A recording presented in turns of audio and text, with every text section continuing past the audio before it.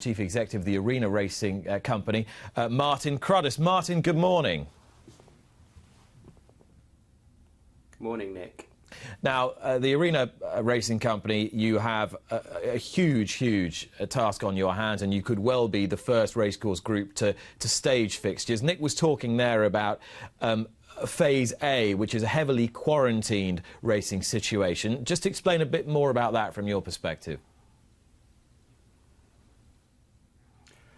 Well, from my perspective, Nick, and everyone has a view, and it is only right that one view is no better than another view, but my own personal view is that we'll have a position whereby we will be in a heavily quarantined first phase. And Nick mentions impact on the NHS. And therefore, what we would need to do is make sure that the restriction of movement of people, or the movement of people, is kept to the absolute minimum. And the first phase could and maybe should involve a quarantine sanitised zone at a racecourse that's able to take or put on a regular fixtures maybe each day, and where the participants do not have to leave that sanitised zone. So would everybody who has been in contact with one of the horses that comes into that sanitised zone have to then be enclosed, quarantined, if you like, for a given period of time? Look, I think to a large extent we're relying on Dr. Jerry Hill and his great team at the BHA and being guided by their advice. But I think that we have to be in a position whereby we can meet every possible objection.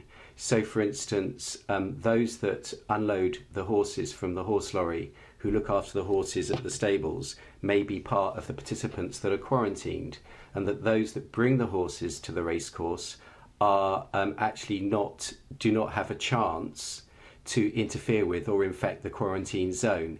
And I'm pretty sure we can put all of that in place. I mean, we're even discussing sanitising tack and anything else that may have to go with the horse. I mean, the amount of detail, and I think it's important that the industry realises this, the amount of detail that Nick's Resumption of Racing Group has gone into has been quite significant. How good a job do you think they're doing? I think they're doing a very good job. I think that the detail is there. I think that the communication that went to trainers that you mentioned at the top of the programme, Nick, was very, very welcome. And with all of these things, when we are all in a stage of some fear, but I should obviously make the point that our first priority, and that's Nick's point as well, is the public health emergency, without a doubt. But that doesn't mean that we shouldn't plan for when resumption can happen. And I think that when we're all sort of slightly worried, slightly fearful about the industry, about racecourses closes, about trainers going out of business, about jockeys stopping their profession, about stable staff going out of business, about the 80,000 jobs that the industry supports, I think we sometimes clamour, and I think probably rightly so, for more information, not less. Mm.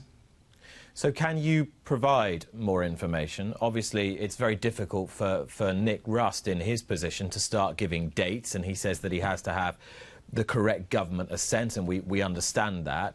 In your mind, do you have a date for the resumption of racing at an ARC track with the provisos all in place in that first phased, heavily quarantined scenario? Well, I think it's very important to emphasise what Nick emphasises, that we can't do anything without government consent.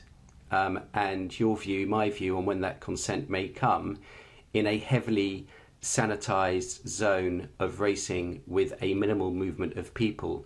I mean, we're probably talking about half a tube journey per day in terms of the movement of people to support a major industry. That can only happen when the government and the public health situation allows it to happen. And ultimately, it's the BHA's decision, not my decision.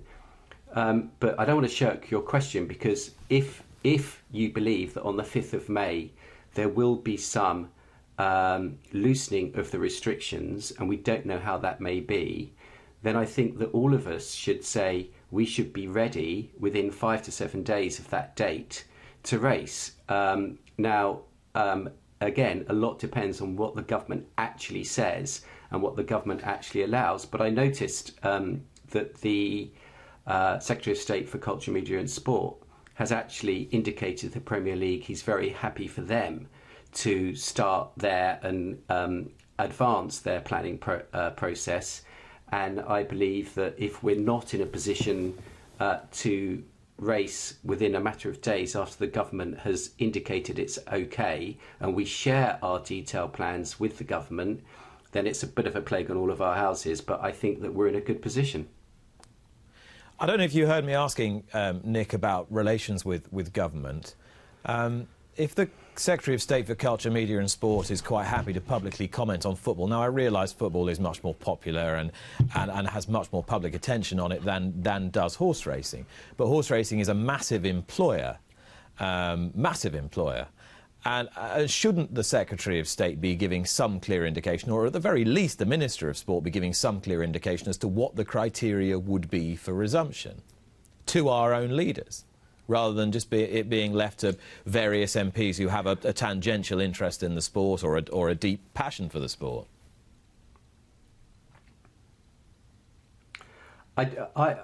Nick, I see where you're coming from. I don't think it's particularly pragmatic to expect the Secretary of State or Minister of Sport to indicate to us what measures we should put in place.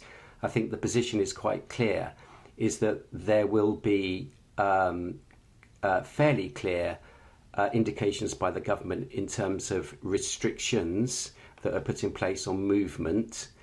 It could be areas we don't know.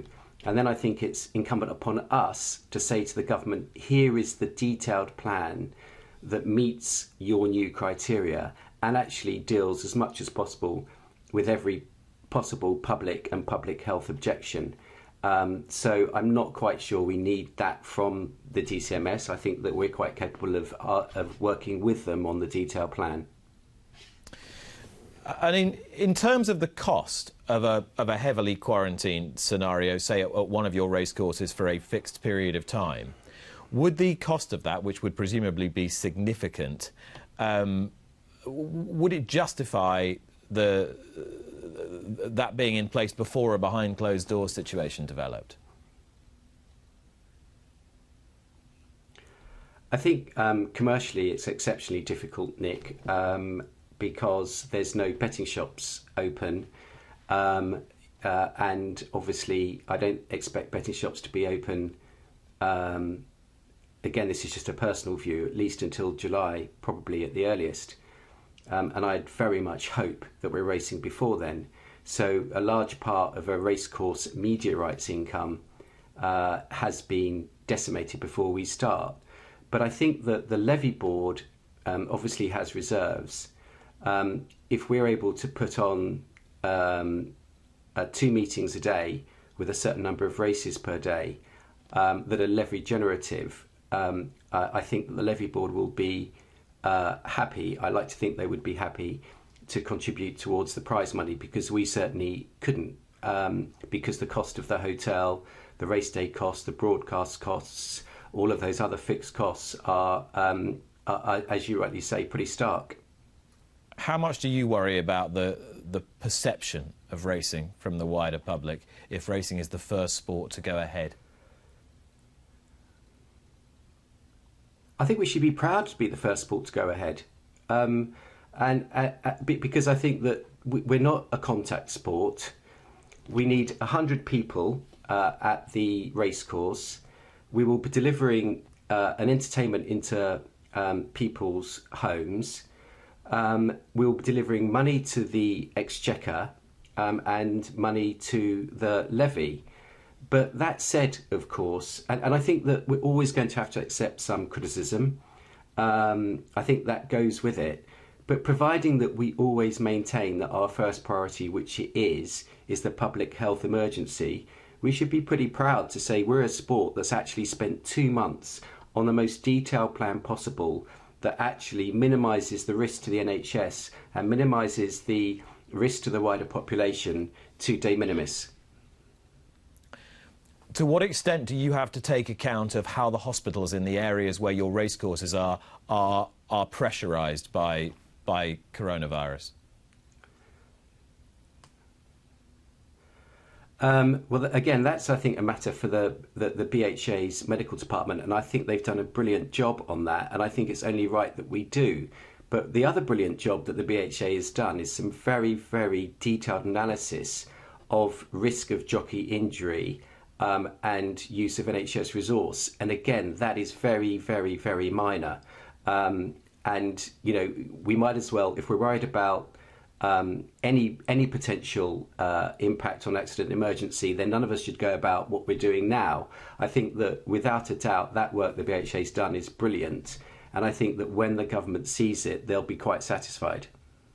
How much feedback, positive or otherwise, have you had from the horsemen and their willingness to join with you in your Phase A plan? It's been amazingly positive. Let's take a step back. I think that as of about the 12th of May, there'll probably be 5,000 individual horses that would have run but haven't run. There's also the question of the fact that those horses would have been charged, a majority of them, training fees, and they are probably desperate for a run, and they are thoroughbreds and need to run. So we're in a position whereby the horsemen, rightly, are extremely keen to work with us to get this on. I mean, we're not going to have massive amounts of prize money for obvious reasons, but we can start, and we won't get to Phase 2 and Phase 3, I believe, until we have established the confidence amongst ourselves and with government that we can deal with Phase 1, and I believe we'll do that. And if Phase 1 takes place, and if it does take place sometime between the beginning and the middle of May, in this best-case scenario that you outlined earlier, where is the likeliest venue for racing to start under your auspices? Well, I can only speak for our tracks, Nick. Yeah. But I think that and a lot depends upon the conditions that the Resumption of Racing Group and the BHA put on what is required. And I don't think that the conditions will be other than very restrictive, and rightly so. And if that's the case, what you're looking for is probably a hotel on the racecourse, a surface that can take regular racing, and also a hotel that can provide 100 to 110 rooms. And obviously, if you look at regionally, we have Lingfield, which we have a hotel, and we have a Newcastle, which has a hotel on site as well. So we have two very, very viable options.